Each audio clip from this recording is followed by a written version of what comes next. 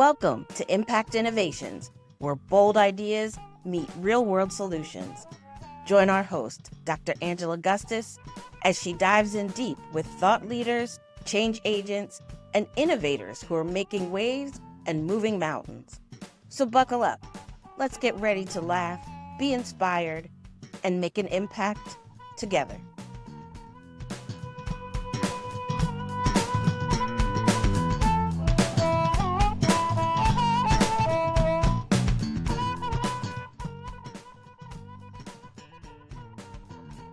Danae Wheatley is a licensed clinical social worker with nearly 30 years of experience supporting individuals, families, and communities. She's the owner of a long-standing private practice in Maryland, has served as clinical director of a large behavioral health center, and provides training and supervision for other clinicians.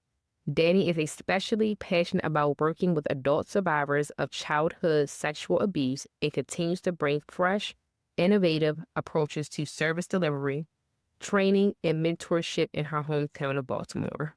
All right. Well, thank you, Charity. I appreciate that. I can't say enough about how excited I've been to talk to you, of all people. You know, you laughing already. We haven't even started talking. What's happening? Sorry. This is so corny, but I love it. I love it too. And so the opportunity to interview someone who I have known so long I don't remember meeting you. Mm-hmm. You know, this is one of those moments where I'm like, wow, like I'm so blessed to have super smart friends. So it's like I get to spend an hour talking to my friend, but you have so much to offer. So I'm so excited about that. Thank you. So with that said, I'm just going to dive right on in. We're going to just do our thing. Mm-hmm. So, and this is actually a story I don't know if I know, to be honest with you. Like, why did you get into behavioral health? Because you went straight through like undergrad, grad school. So this is the story. So I initially wanted to be a hairdresser. Shut up. Mm-hmm. I did not know that. Not many people do. So I originally wanted to be a hairdresser. And a dear friend of mine back then had a sit-down conversation with me and was like, you know, I know that you're thinking about, you know, being a stylist. Mm-hmm. He said, I think that's excellent, but I would really hate to see you waste the gifts and your just finesse on doing hair. Wow. Which is very interesting because I can't keep a hairstyle. And I've had my hair cut so many daggone times. I've had so many different hairstyles. Like, I can't, I have carpal tunnels in both of my wrists. So, come on now. I think I'm not big on hair. Right? And so then I thought, well, I'm going to go into psychology. Okay. Mm-hmm. Until I started taking some psychology classes, and I was like, yeah, I'm not doing this either. And so that was the first semester of UMBC. Okay. That's where you did undergrad. That's where I did undergrad. Okay. And in January of the following year, I caught pneumonia. And so I had a really, really bad case of pneumonia. And I wasn't able to go back because I missed the deadline for going back to school in the spring semester. Mm-hmm. Well, come to find out, my GPA was probably like a 1.7. Wow. And so they weren't, you know, UMBC was not very upset that I wasn't coming back. But during the summer, I worked a couple of jobs, and then I, you know, said to myself, well, you know, maybe I'll try and do computer work. Okay. Do I know how to do anything with Excel? No, of course not. Yeah, no, I did not. No, I didn't. Wow. So after I said to myself, you know what, I'm just going to go ahead and do social work. So I told my mother, because my mother was a social worker. Yes. Right? So Miss Sandra was happy. Yes. No, she was not. She started crying. Really? Mm-hmm. No, she started crying. Yeah. Wow. She started crying and begging me not to become a social worker because, in her words, it's going to consume your life. Wow. And so at that, I didn't really feel like that was, I mean, that didn't scare me. Mm-hmm. But I was very clear that, okay, I got a social work mom that doesn't want me to be a social worker. Okay. I didn't really know where to put it, but anything else that I tried, I was really not able to complete. So I petitioned UMBC to get back in school. And the first time, and this was all during the summer, so this was like May through July. I went and I explained to them, hey, I was sick in January. I missed the deadline. But then, of course, they pulled up my, Your GPA. And they was just like, And what happened to other semesters? Right, exactly. What happened to the previous semester? You want to go and work at 7-Eleven? Right? I don't know if you want to get pursued bachelor's degree. So I was in the office. What is that? Not Bursar. Is it Bursar? No. Where you go for financial aid or Financial aid whatever. office. Yeah. And no, it was the registrar's office or whatever. Oh, okay, gotcha. And so, I couldn't even get to the financial aid part because they weren't going to let me back in. Okay. And so I'm talking to this woman, and I remember her like it was yesterday. This, much older white woman, short, very frumpy, had a big mole with some hair coming on her face. And so she was literally... I'm sorry. I wasn't prepared for the big mole. Yeah, the big mole with the hair. Okay. And so, 2 of them. And so,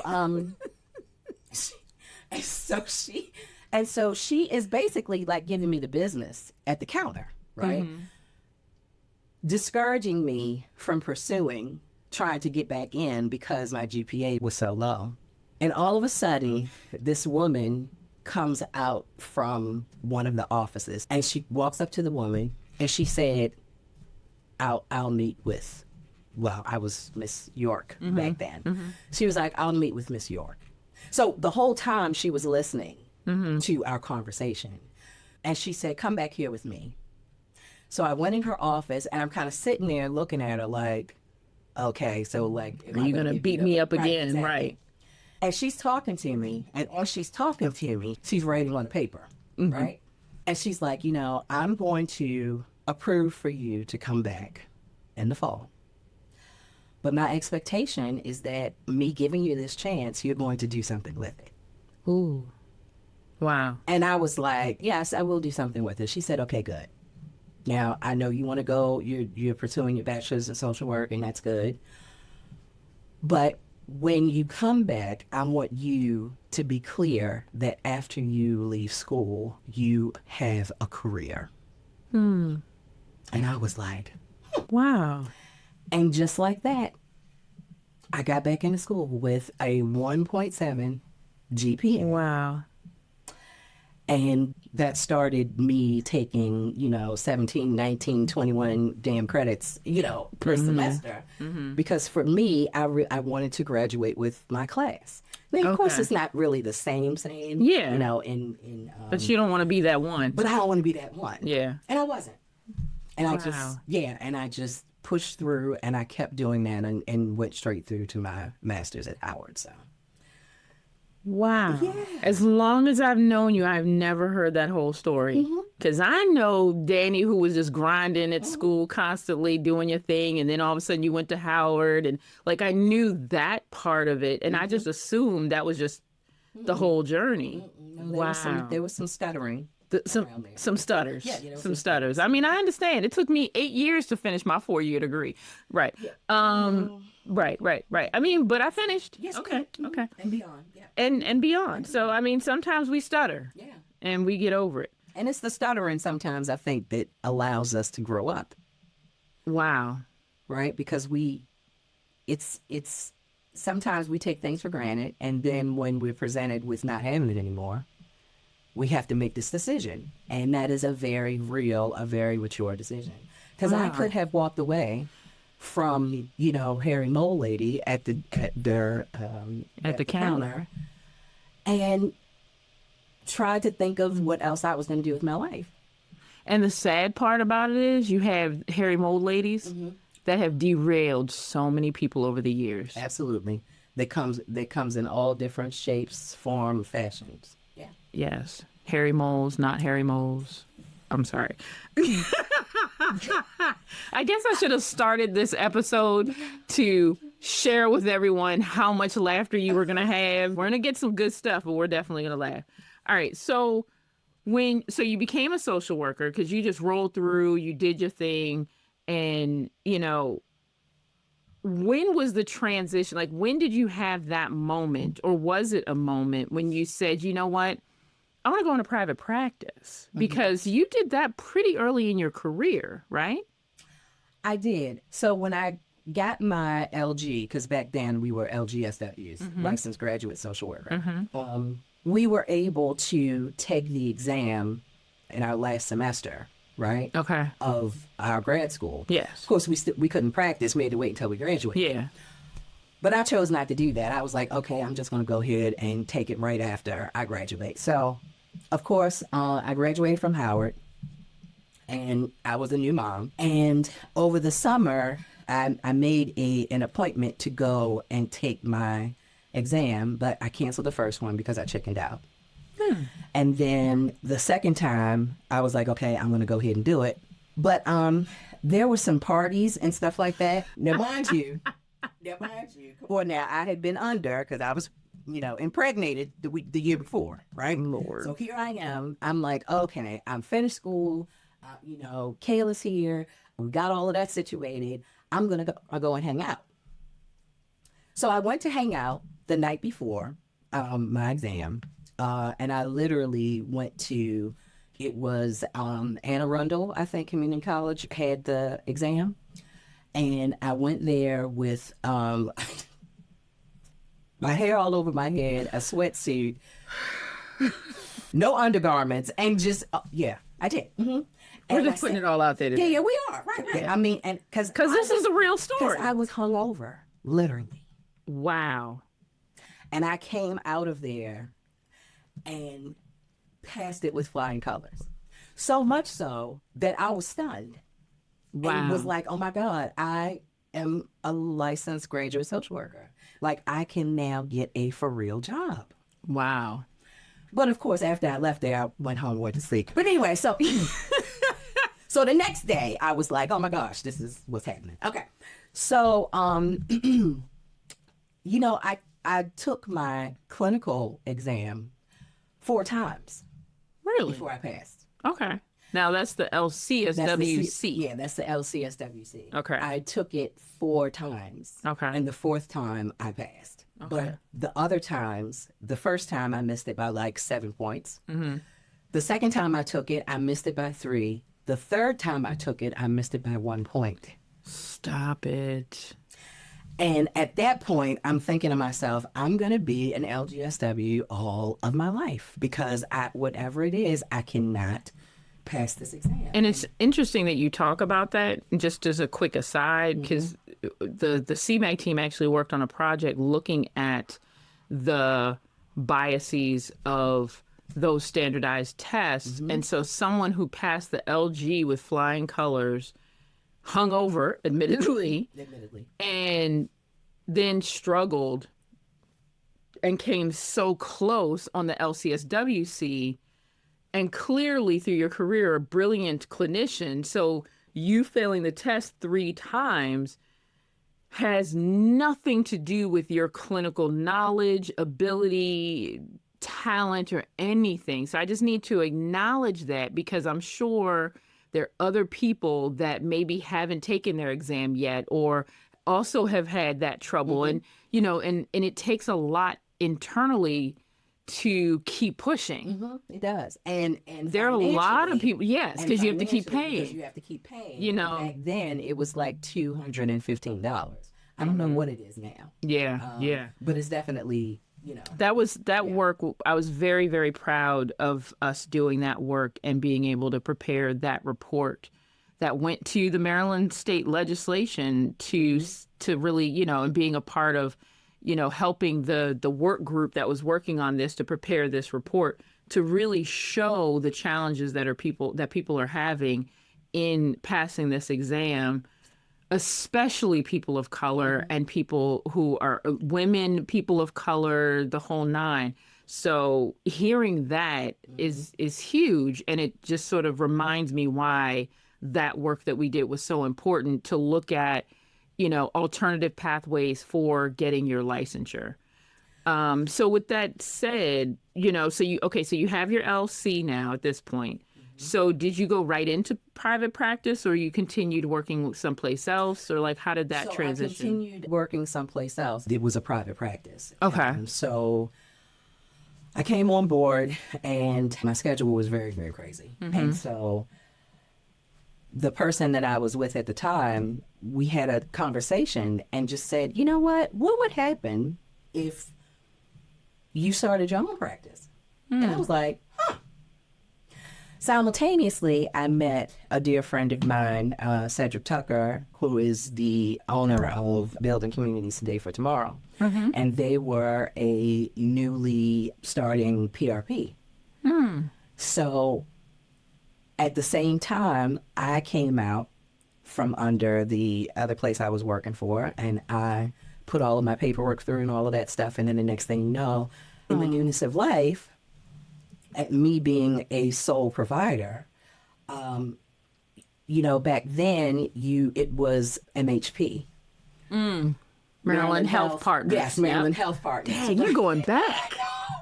Yeah, Wow. it was MHP. Okay. And so MHP had their own referral source, right?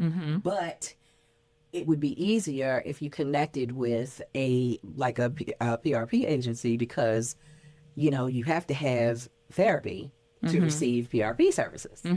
I'm sorry, PRP is psychiatric rehabilitation. Yes, I'm sorry. Yeah. Yeah, I forget. Yeah. So, okay. So we linked together, and we had joint custody, clinically. Joint custody. Therapeutically. That is hilarious. Of our first clients. Wow. Okay. I did that for about 4 years, but meanwhile, remember, I was still working for the school system as a school social worker. Got it. Okay. And so at one point, I decided to leave the school system and pursue private practice on a full-time basis.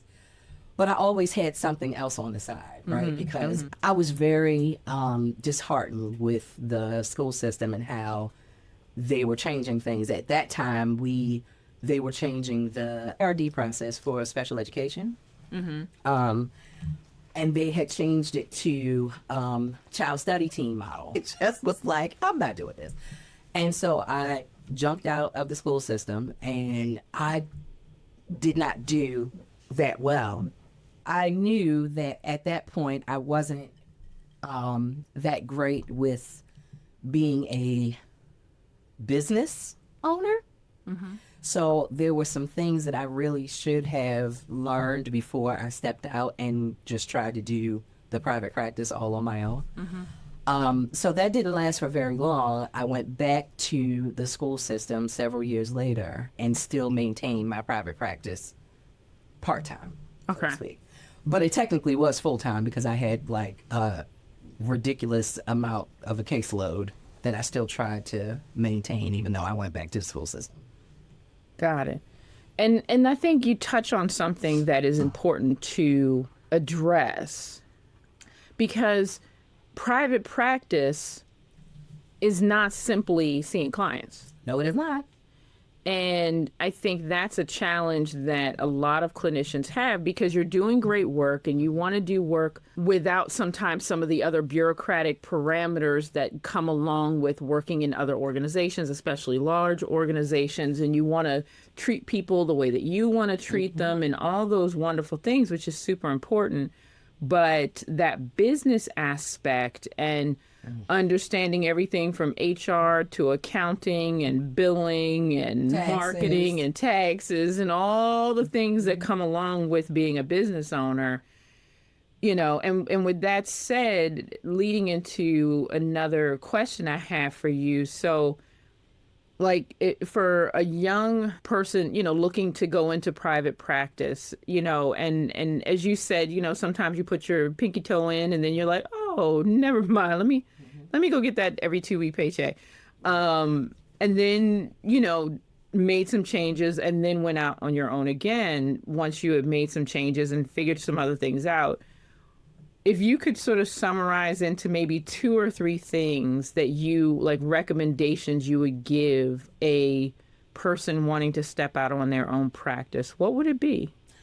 It would be to find someone who is very familiar with setting up a business. It's not just a business, but a private practice. So now we have a lot of resources like a company called Herd that does like accounting things for you. They have it set up so that they can see your business account and how much money you're bringing in as opposed to how much is going out, and you will calculate your quarterly taxes and things of that nature.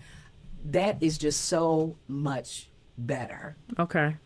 And I know people are like, oh, well, I know how to do that. I can do that myself. I don't need to have a company doing it. But I would encourage you to consider having somebody separate do it so that you can be focused on service delivery.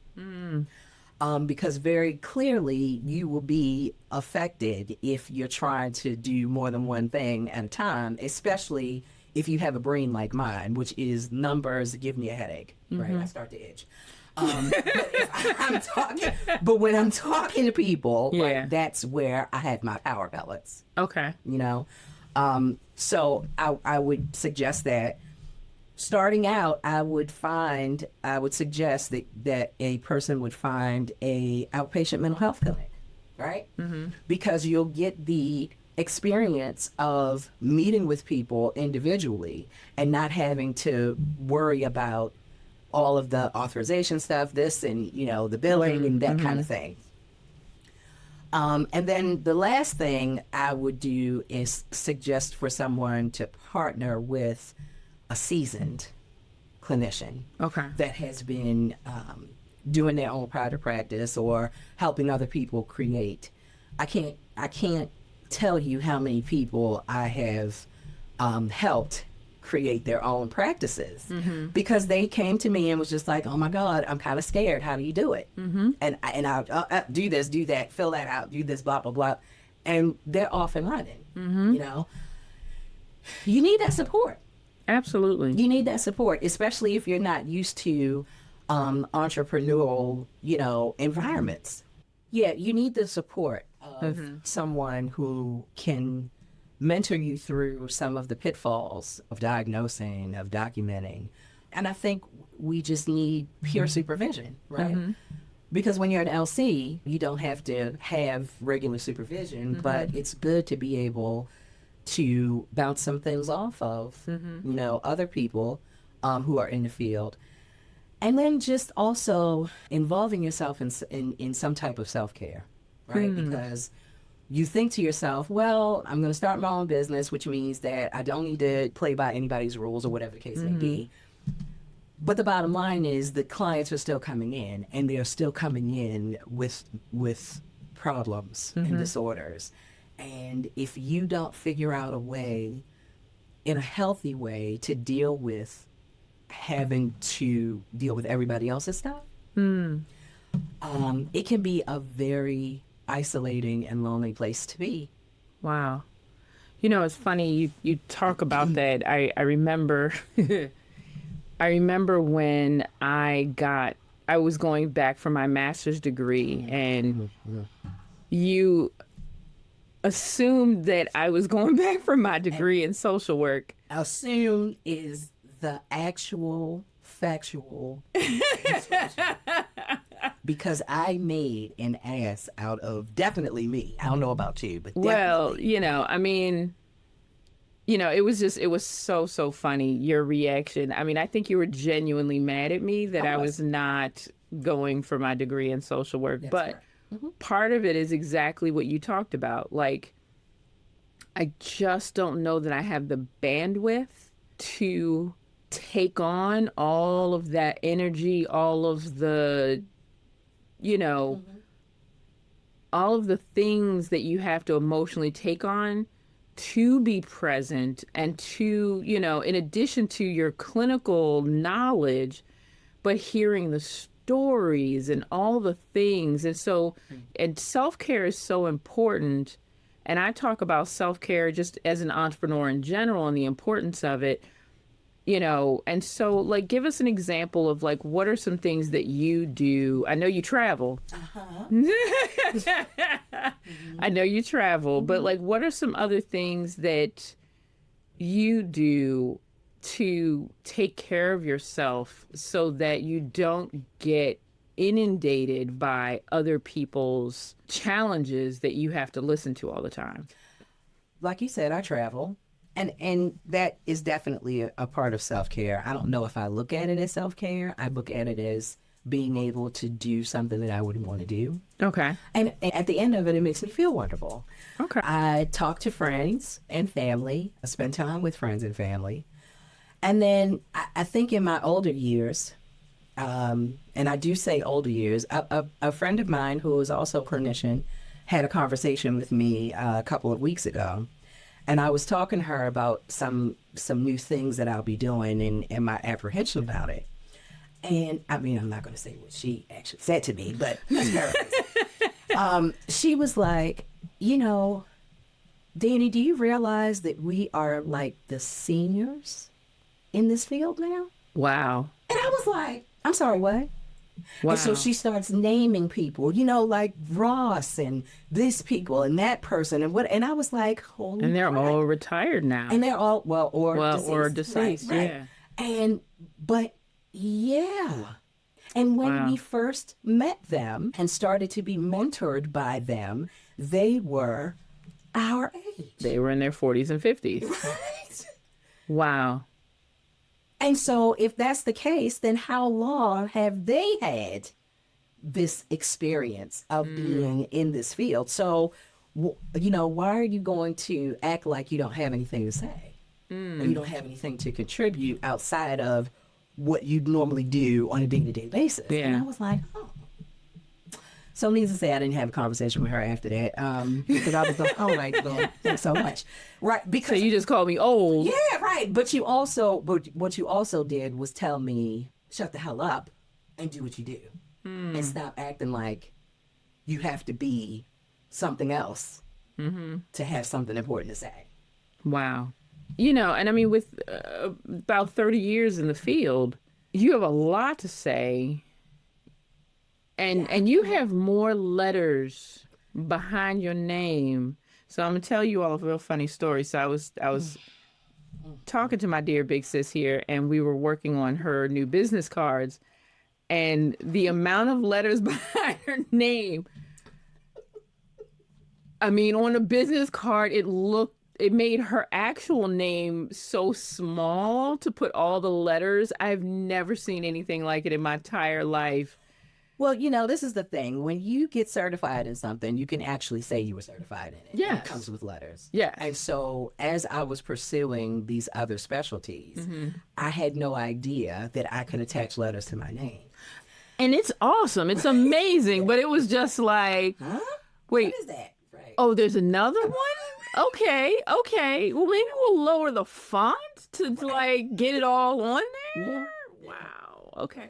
But so and that's an interesting thing because you hear about social workers and different social workers will have or therapists will have their degree, but you have, I truly feel, and I said it as a joke, but I mean it seriously.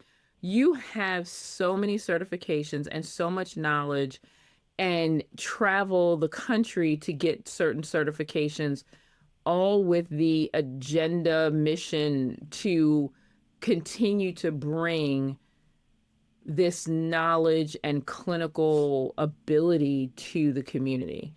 And, because you're not just doing it just because. It's not like you get all these certifications because you just want letters behind your name.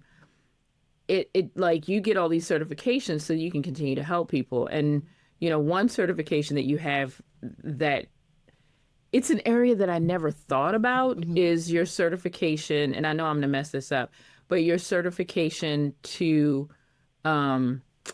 provide clinical support to youth sex offenders. And when you said it, it just blew me away because number one, you don't think about young people as sex offenders, but then you're like, oh, well, yes, you do have young people that are sex offenders, but you don't just throw them in jail. You know, because clearly, you know, hurt people. So what's going on with them? So how do you handle? And it just blew me away. And so what's interesting is that I really stumbled upon that. It was offered to me to take this certification actually in 2001. Oh, wow. So even though I took the initial certification in 2001, there really wasn't well, how can I put this? There really wasn't an open environment for us because, again, most of sexual offense counseling was done with adults. Mm-hmm. And so after I got the certification, I went to Kentucky to get it. Remember, I was there for like a week. I remember. And you know, I did all of the classwork and all of the in-person stuff that needed to be done.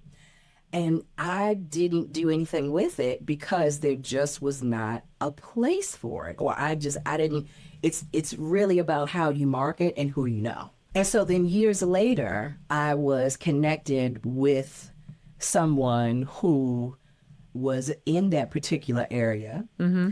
And then all of a sudden, I just became a direct resource for people because I think at that point it was becoming more acknowledged and people were actually seeking the specialty in that type of therapy. For a while, you were the only one with that certification. For a while, I was one of the only individual providers. Wow. Now, they could go to different places like residential treatment centers and things of that nature. But for outpatient providers, yes, I was one of the very few Black female in the city, accessible. Wow. And was a direct referral source for Department of Juvenile Services or Department of Social Services. Wow. Wow. So, you know, and you said a word that I want to sort of go back to. And I think it's something that, especially for entrepreneurs that are in business doing work that they were already doing for someone else, we often forget about marketing because we have a network. We basically hang our shingle and say, hey, I got my own practice. And people are like, oh, bet. All right. When I get clients, I'll send them to you. Word of mouth. Word of mouth. And word of mouth was the way you did it. Yes, back then. Yes, back then. Yes. So when we look at the evolution of therapy and services, especially now that social media has been how people connect with therapists and stuff like that, you know, and it's interesting. I was watching an interview with Chris Rock, I think. Yeah, it was Chris Rock. I think it was on Kevin Hart's Heart to Heart show. And he said, what would you tell a young comedian trying to get started?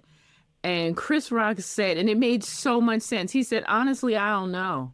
Because back when we started comedy 20, 30 years ago, you got out there, you got on stage at comedy clubs, you networked, you know, it was very human focused. You didn't do all the marketing kind of stuff. You handed out flyers to get people to come to your show, whatever you needed to do. And now you have to have a social media presence, you know, to be in the comedian world, right? And so in the therapy world, and especially looking at the evolution of therapy, you know, and I find that there are other fields that are tipping their pinky toe into therapy, and they probably shouldn't, to be perfectly honest.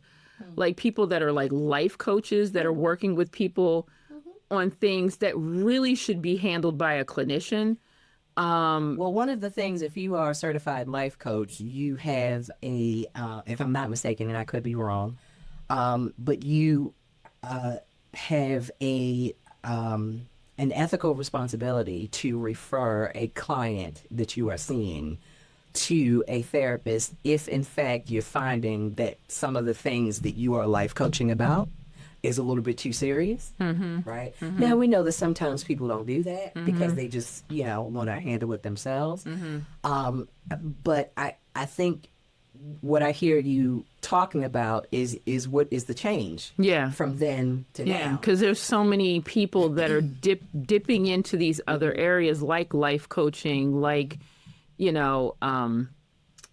I can't think of the other ones, but anyway, but like sort of dipping into these other areas where it's sort of like, you're like, hey, no, time out. Right. Like, you shouldn't be talking to a life coach about, like, how do you handle that and like that evolution of, how people are connecting with people and things of that sort. So I still have a lot of word of mouth referrals, right?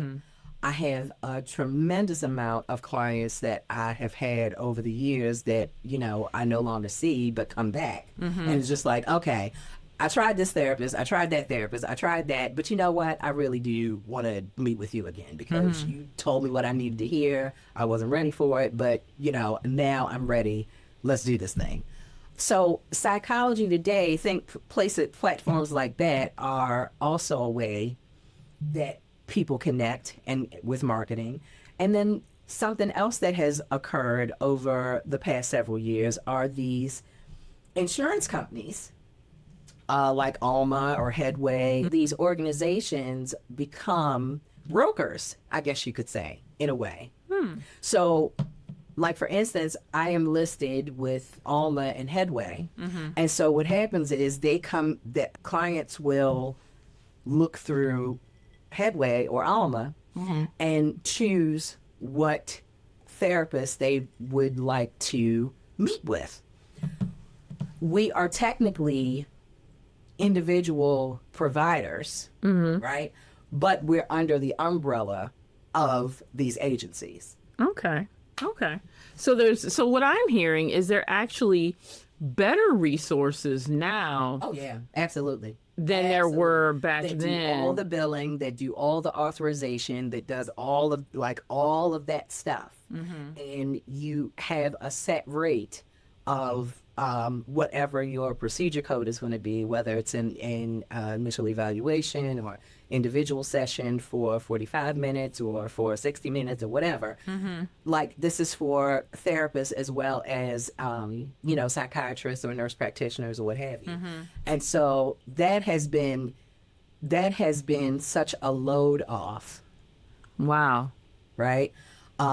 Because having to keep up with the authorizations or if you bill for something and for whatever reason it might get kicked back and just all of that checks and balances is really kind of weighs heavy on you if you're doing it all by yourself. Wow. So, and that's really interesting because you would think that things may be harder because the field is more inundated than it used to be. But it sounds like it's easier, especially for the end user, so, but also you set apart, right? Because you have so many different certifications. You've been doing this for a while. You're an African-American woman, all those different things. So you have these differentiators, right? And so modifiers. Yeah. Okay. Yeah.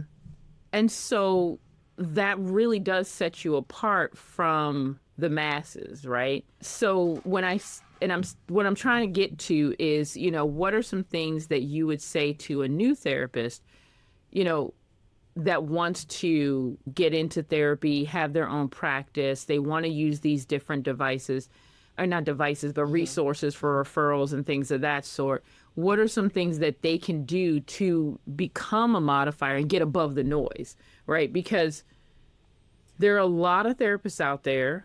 Not all of them are really that great.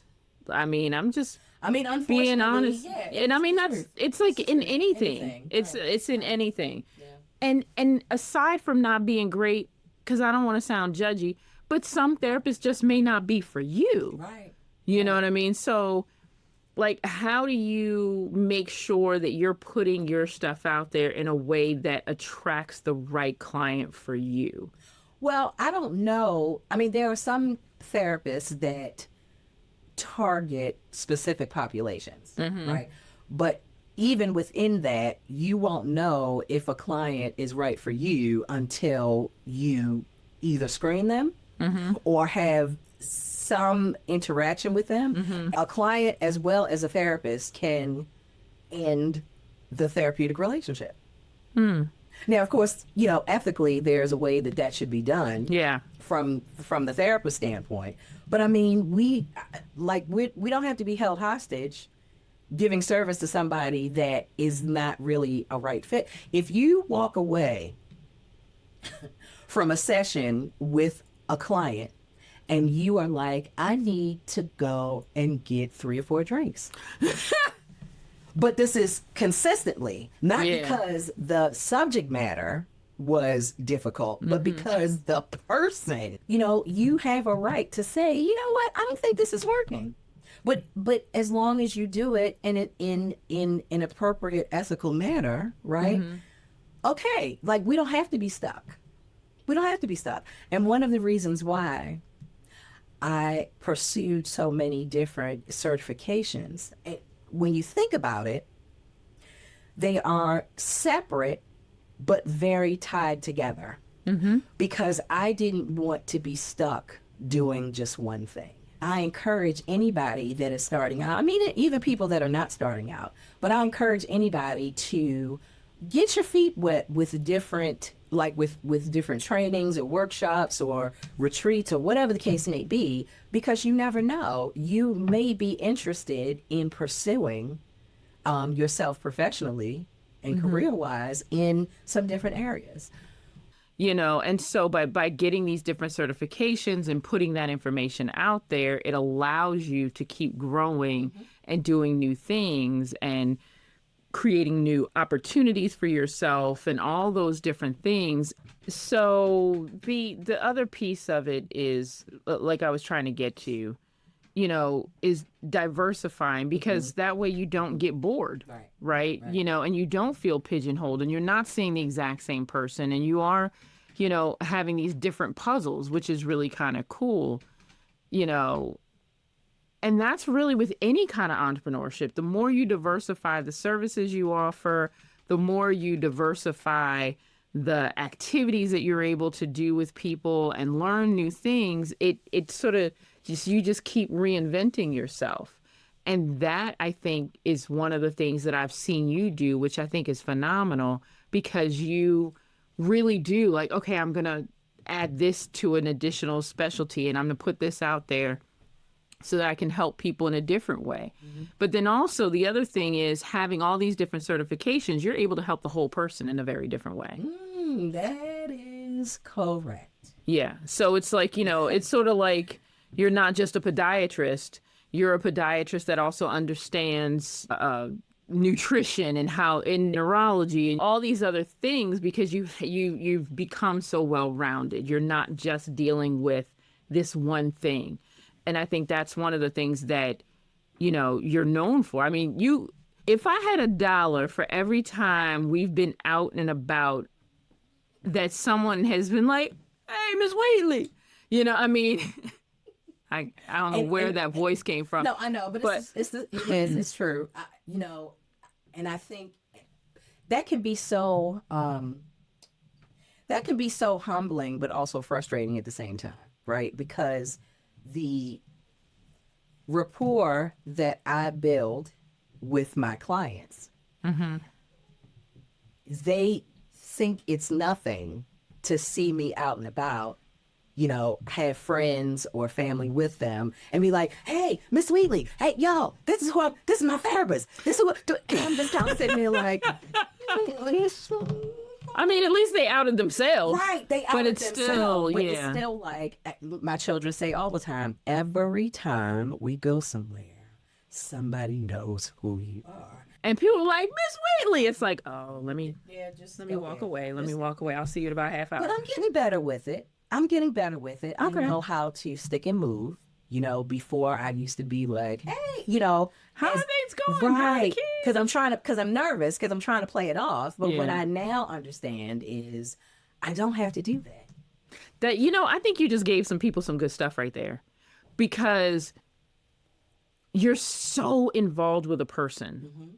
Even if you were seeing them 10, 15 years ago, you get so immersed in their lives, and you have the memory of an elephant, because you'll just be like, oh my gosh, I remember you when you were 12, and they grown with their own kids. How's your mom? You just remember so much about literally the thousands of people that you have saved. Let's keep it real.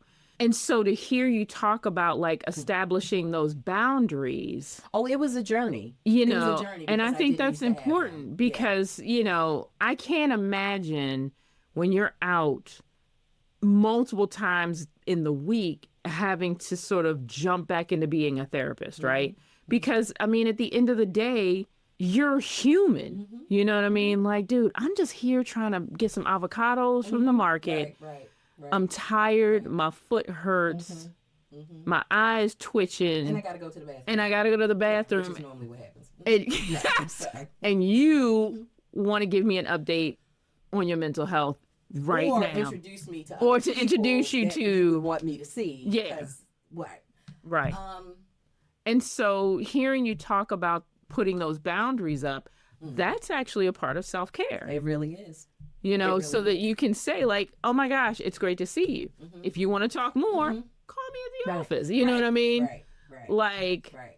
i.e. schedule with me. Right. But I think that is an important thing as a part of self-care, so that you can find that balance in this thing. Because I can't imagine what that must feel like, because it's all of a sudden it's Well, it's kind of like people are putting you in the spotlight. yes. Right? And it took me a while to stop feeling that way, because what I had to remember is that we're human. Right? And so even though I'm very clear what my interaction with you is, the fact that this is something that's not hidden is freaking awesome.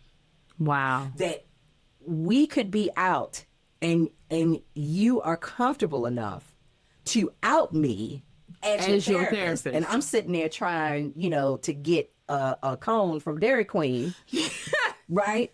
But you're just like, hey, this is my therapist. There has never been a person that I've run into that was a client or a former client of mine that was with someone that has not introduced me as their therapist. And I'm just kind of sitting there like. But pause. Do you realize the impact you must have had on that person for them to have that response? I do now as I've gotten older, and I've become more comfortable with myself. So you talked a little bit about this, but I want to highlight this because you talked a little bit about getting to a point in your career where you're now helping other therapists and mentoring and things of that sort. I want to hear you talk about some of the training stuff that you're doing. Really, not just because I want to, hear about it, but, what you're doing is absolutely phenomenal. And I want people to know about what you're doing, because I know for me, with my behavioral health background, and I'm not a clinician, I'm very clear about that, but I worked in psych rehab forever. You've always been my go-to person. Even when I was working at Hopkins and I had access to all the Hopkins people, I still would be like, hey, Dan, all right, so I'm dealing with this woman who blah, blah, blah, blah, and I'm trying to figure out yada, yada, yada. You know what I mean? You've taught me so much, and I'm so super excited. I'm privileged that I could just call you, right? And I know there are other people that can just call you and, and ask you questions and stuff. But now you're, as one of my mentors, Eric Marsh, said to me, instead of shooting with a 45, you're shooting with a shotgun, right? So instead of all those one-on-one conversations, you're doing training now. So talk to us a little bit about the training that you're doing, because I think it's absolutely phenomenal. So I actually started training in 2008. I didn't have a lot of traction with that. But I would say in the past 10 years, I have been doing a lot more training, and I revamped it as New Dawn Consulting and Associates. So, of course, New Dawn is me, right? But the associates part of it is because I am no longer a or let me see, what's the word that I want to use? Oh my gosh, I'm no longer provisional. Oh, okay. You're no longer provisional. Right, You're a longer full provisional. sponsored. Yeah. So, which means that I can have other mental health, behavioral health people come in and do trainings Under you. under me, as Wow. long as long as it is pertinent to mental health, behavioral health, and I can give CEUs based on how long the training is or what have you. And so So the people training under you, do they have to be social workers? they don't have to be social workers, but it has to be relevant to Got mental it. health Okay. or behavioral health. Okay. Yeah. I'm asking for, other people. I know. Asking for a friend. Yes, I'm asking for a friend. Right. The friends no. I probably know, but Yes, anyway, right, yeah. right. No, I mean, but that's so it's like you're even opening up opportunities for people to start doing training themselves. Yes. That is huge. That is Yes. absolutely huge. I mean, you So never New Dawn cease is to not just amaze. me It's not anymore. just you. Like if you have a topic that you want to do a training on, all you would have to do is let me review it, and then based upon how long it is, we would assign the CEUs to it. And it's not something that I need to get approved by the board, like I've been doing. Because this you've for a been minute. doing it so long, you can actually approve other people. Right. That is phenomenal. And you're helping people to build their own businesses, which is huge. You know what I mean? Like you're helping other people to grow their careers and to be subject matter experts in different areas and everything. And so I have a random question for you. So New Dawn, Here we go.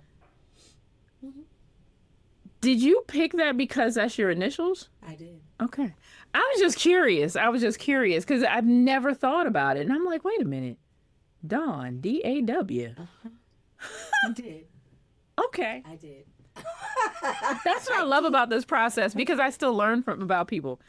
So, I know we got to wrap this. I know this has probably been one of the longest interviews I've done, but it's been absolutely phenomenal. And I'm so excited to be able to tap into your brain, your story, because I know without a shadow of a doubt it's going to help other people.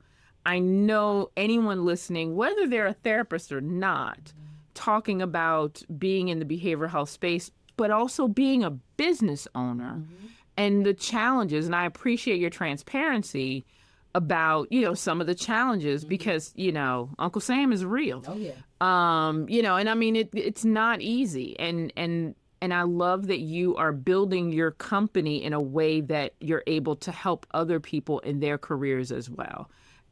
It just across the board. I mean, I say this to you and I'm saying it publicly. I feel so honored to be able to call you my big sister. Shut up. But seriously, because I mean, when people are just like, oh yeah, I know Miss Wheatley, I'm like, yeah, that's my big sister. Like, don't mess with me. I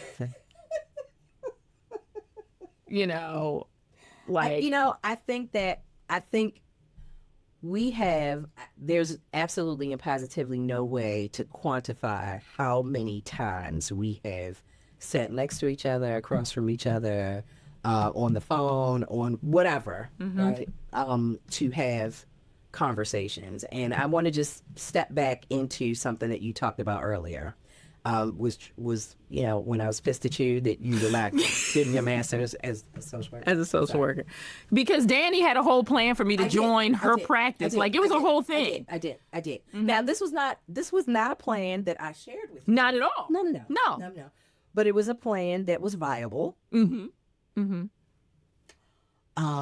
was. I mean, it would have been fun. It would have been fun. Right. It would have been fun. But to see how you have carved your way, planned your way in the field of helping, even though you're not in my field, and that's fine. You don't have to be, right? Like we are for real sitting here as two grown-ass women who have their own businesses that at any point will intersect with each other and it'll be okay. Absolutely. And that is a nice feeling. Like I am sitting, yeah, we're going to have this conversation, right? But I'm being recorded and you're being recorded. I am. And we're just like, huh. And continuing to learn about And each other. continuing to learn about each other because it's not that it's secret, but I think when people ask you certain questions, it makes you think about where you've actually come from. And that's part of the purpose of this whole entire podcast is sharing information, but also helping people to understand what it takes to get here. Yeah. You know, but it's like, you know, talking about and being so open and transparent about how this was not this beautiful little laid out journey. It's been, you know, this Dips and change, dives, these yeah. dips, these dives, these challenges and everything. But when you look at the fact that you're celebrating 25 years in business and continuing to grow and expand, Make it your own. I'm very eclectic, right? But what I realize is that as I'm getting older, my audience is changing. And so now with the training, I'm more about pouring into the professionals because I see I've had several years of, you know, having clients that have seen other therapists and have just been traumatized by their, you know, by their ineffectiveness, sometimes their lack of professionalism, right? And so I'm fearful of what these new clinicians, behavioral health workers, or what have you, are going to produce. It's lack of supervision. so Quality supervision. yeah. And so going back to what I said that I learned from Mr. Marsh, shooting with a shotgun instead of a 45. So now, in addition to working with that one family or that one individual, you're now able to impact 20 Service therapists providers, yes. Right. that are then impacting all those people. And I mean, that's full circle in ways that is absolutely amazing. Yeah. And But it's necessary because it is. we bring ourselves to this, but there also have to be some bottom lines, right? You can't do this work without compassion. You can't do this work without some expertise. You can't do this work without some transparency. And I don't mean transparency with the client necessarily. I mean transparency with you. Like, am I struggling? What do I need? Wow. What things am I not able to grasp, you know, quickly? Because that can manifest in some mishandling of client service. Wow. And again, going back to self-care, like I talk about oftentimes when you become a leader, and being a therapist is a leadership role because that's the relationship you have with the person. Authority-based, yeah, exactly. it is. And it's legitimate power, right? And so It is. when you move into leadership, if you have not dealt with your own stuff, it will And continue to deal with your own and stuff. continue. Yeah. It will ongoing. manifest. Yeah, absolutely. Period. Absolutely. You know, Absolutely. and so, you know, hearing like, because people also assume that because you're a therapist, you must be the most mentally sane and pulled Man. together human. Okay. Can anybody spell ragged at times? See, right? but I know where to go when I you need that to help. get that clarity, and I need to get that help. And that is so important, because if you don't do that, how can you do that for other people? Absolutely. Absolutely. And I think that sums it up. Yeah. Yeah. That sums it up right there. Yeah. If you don't take care of yourself, how will you ever have that clarity and be able to help other people? And You have to be working poured on into. myself Yeah. has been harder than any job Yep. I've ever had in my entire life. Yep. And it's the best gift that I've ever given myself, to commit to the process. And to be transparent and vulnerable and actually say it out loud, because we That's do have real. egos. That's real. That's real. We do have pride. So, any parting words, any final things? I think we said a lot, but what I really want to end with is, if you are in this field, connect with someone that you trust. Connect with someone that you can get things from. Be vulnerable and be transparent, so that you are not caught out in the water somewhere. Expect people expecting you to be something that you're not. Like, we are all human.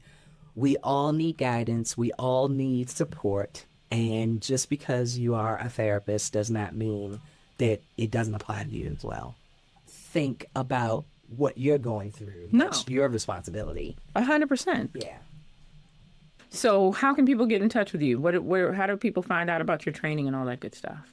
So right now I am training with different organizations that I have a relationship with. Okay.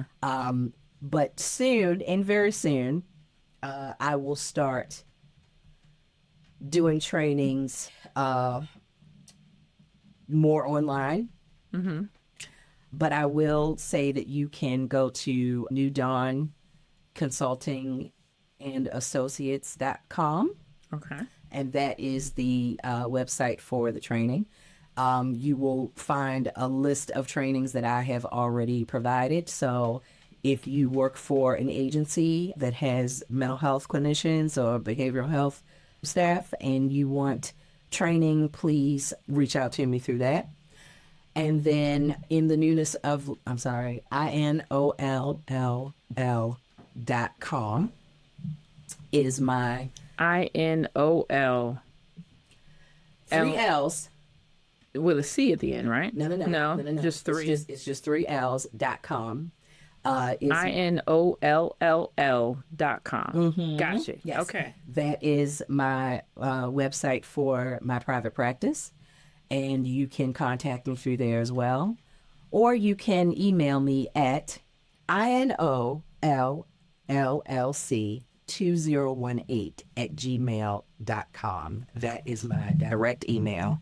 If anybody wants to, I take Aetna, Blue Cross Blue Shield, United Healthcare, Optum, Cigna. Who else? All the insurance. And cash. And cold hard cash. Yes. So all of that stuff. Concierge That's true. therapy. That's true. Yes, I have that on my website as well. So. Now, Dan, this has been an absolute pleasure. And I'm so happy to have you on. I am sure we're going to have you back and talk about some other things. I would love to. I really appreciate you taking the time out of your busy schedule to talk to us and share your story and be so transparent. Everybody, thank you for listening. We absolutely love you. Thank you for the people that are subscribing to our YouTube channel. Mm-hmm. Thank you for folks that are, listening, viewing, commenting. We're just excited to be able to get this information out and share people's stories. Yeah. So thank you so much, everybody. Have an absolute wonderful day. Bye, everybody.